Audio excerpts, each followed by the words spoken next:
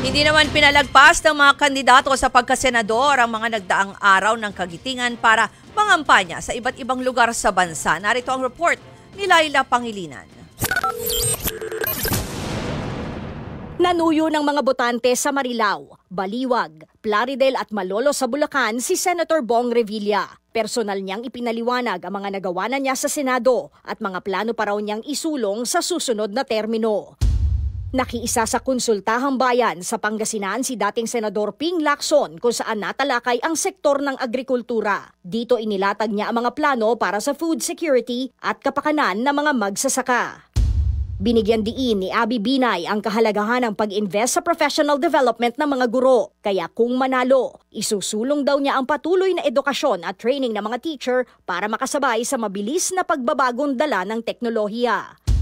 Sa Mindanao naman ang kampanya si Senator Manny Pacquiao. Sa isang mensahe, hinikayat niya ang mga kabataan na patuloy na mangarap, magsumikap sa buhay at gamitin ang edukasyon para magsilbi sa bayan. Sakay ng float, naglibot sa Navotas at Malabon City ang TV host na si Willie Revillame habang namimigay ng jacket. Prioridad daw niya sa kanyang kampanya ang kaligtasan at kalusugan ng mga mamamayan. Nangako din siya ng libreng wheelchair para sa mga senior kung papala rin siyang manalo. Pag nanalo ko, babalik ako, bibili kita magandang wheelchair. Sa pagbisita ni dating Senador Kiko Pangilinan sa Pampanga, ipinangako niya ang suporta at patas na kita sa mga magsasaka at mangingisda, pati ang mas murang pagkain, na isa sa mga dahilan kung bakit inendorso na rin siya ng ilang lokal na opisyal sa Bulacan.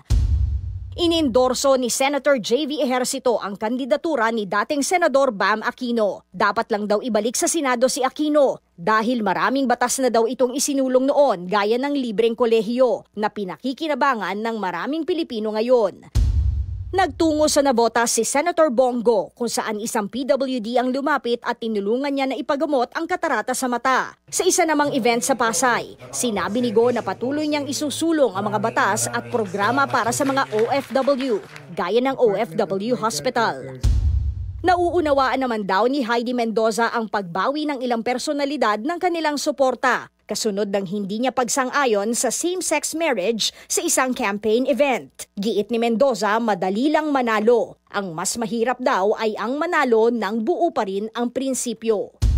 Hindi raw problema kay Senator Bato de la Rosa kung walang venue at host LGU sa kanyang mga kampanya gaya na lang sa Cebu. Mas gusto raw niya ang ginagawang guerrilla-style campaign dahil mas personal ito at mas nahihikayat ang publiko na sumama sa mga dialogo.